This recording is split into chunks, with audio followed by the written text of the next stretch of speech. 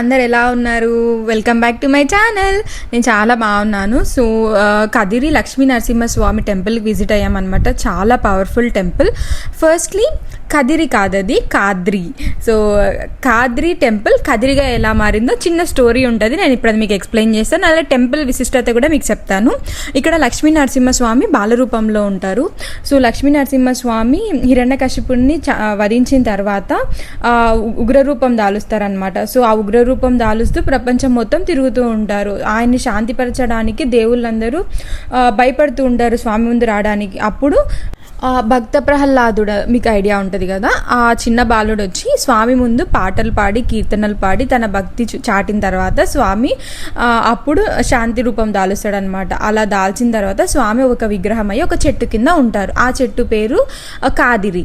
So ఆ చెట్టు కింద ఉన్న తర్వాత కొన్ని సంవత్సరాల తర్వాత ఇద్దరు సన్యాసులు అక్కడ ధ్యానం చేస్తుంటారనమాట లక్ష్మీ నరసింహస్వామి కోసం. తర్వాత స్వామి ప్రసన్నమై అక్కడ ఆద్రి అని ఒక పర్వతం ఉంటుంది. ఆ పర్వతం మీద స్వామి పాదం మోపి వాళ్ళకి దర్శనం ఇస్తారు. పలానా కాదిరి చెట్టు కింద నేనున్నాను. సో ఆ సన్యాసులు అక్కడి నుంచి స్వామి దగ్గరికి వెళ్ళి స్వామిని ఫస్ట్ టైం అక్కడ చూసి అక్కడి నుంచి అక్కడే టెంపుల్ స్థాపిస్తారు. చెప్పు కదిరి తేరుకు వాడిన తాడు రథోత్సవం అప్పుడు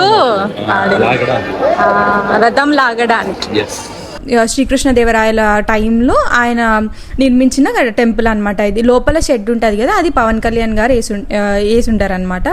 అంటే ఆయన స్పాన్సర్ చేస్తున్నారు. సో అది కాలక్రమేణా కాద్రి నరసింహస్వామి టెంపుల్ కాస్త కదిరి అని మారుతుంది. మీరు అక్కడ ఎంట్రీ చూడగానే మీకు కాద్రి అని రాసి ఉంటుంది.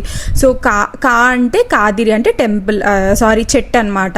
ఆద్రి అంటే పర్వతం. అలా చెట్టు కింద స్వామి ఉండడం, పర్వతం మీద అడుగు పెట్టడం, అలా అన్ని కలిపి కాద్రి అని పేరు రాసుంటారు. తర్వాత కాలక్రమేణా కదిరిలా మారుతుంది.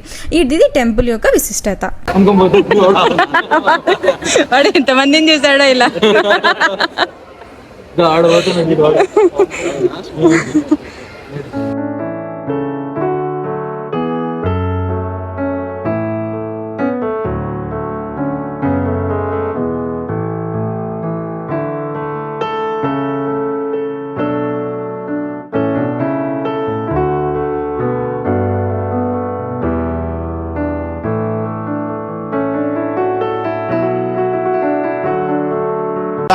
మా పవన్ కళ్యాణ్ వేపిచ్చారు షెడ్. ఓకే,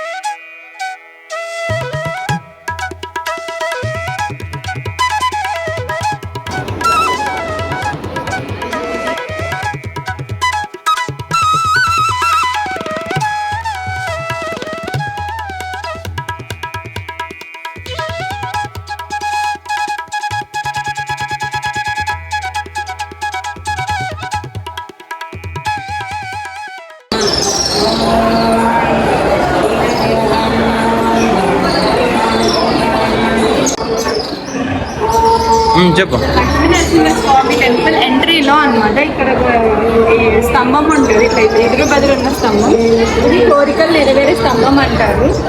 ఇక్కడ మనం ఇలా నిల్చుని హ్యాండ్స్ స్తంభంకి ఇలా పెట్టేసుకుని మన విషయం ఏమన్నా సరే అది దేవుడికి చెప్తున్నట్టుగా కళ్ళు మూసుకొని అనుకోవాలి.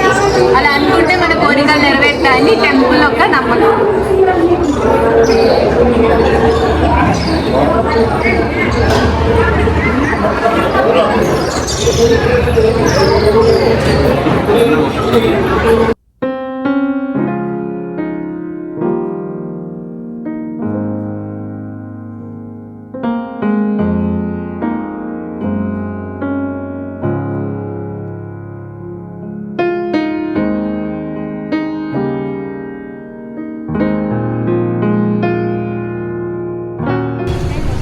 సో అలా వన్స్ టెంపుల్ విజిట్ అయిపోయిన తర్వాత ఆ రోజు ఏదో హనుమాన్ స్పెషల్ ఉండే, నాకు గుర్తులేదు ఏం స్పెషల్. నాకు ఎందుకో ఆ రోజు హనుమాన్ టెంపుల్ వెళ్ళాలి అని మనసులో చాలా గట్టిగా ఉండింది. ఇంకా మా మామయ్యకి చెప్తే పక్కనే ఉండింది అనమాట హనుమాన్ టెంపుల్ కూడా.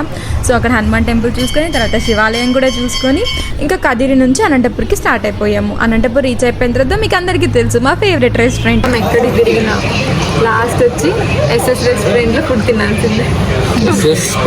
ఎస్ఎస్ ప్యాలెస్ రెస్టారెంట్లో ఫుడ్ తినాల్సిందే కదా. ఫినిష్ ఆరడి.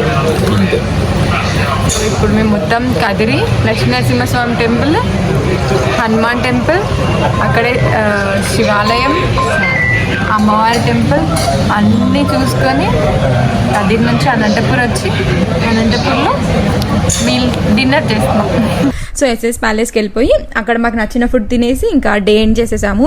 సో ఇది నా కదిరి వ్లాగ్. మీకు ఎలా అనిపిస్తుంది? డెఫినెట్గా ఎవరికైనా అంటే దగ్గరలో ఉన్న వాళ్ళు కంపల్సరీ విజిట్ అవ్వండి. టెంపుల్ చాలా బాగుంటుంది, చాలా పాజిటివ్ వైబ్ ఉంటుంది. ఇంకా స్పెషల్లీ నిద్ర చేస్తారనమాట నైట్. సో అక్కడ రూమ్స్ కూడా అవైలబుల్ ఉంటాయి, ఒకసారి అడగండి. చాలామంది నిద్రలు చేస్తూ ఉంటారు. కొంచెం రష్ ఉంటుంది, డేస్ చూసుకొని వెళ్ళండి. బట్ పవర్ఫుల్ టెంపుల్ అండ్ చాలా మంచి పాజిటివ్ టెంపుల్, చాలా పాజిటివ్గా అనిపించింది నాకైతే. సో యా, ఇది వ్లాగ్. నెక్స్ట్ వ్లాగ్లో కలుద్దాం. See you guys and take care. ఎప్పుడు చెప్తున్నట్టు no matter what give you 100% and yes bye.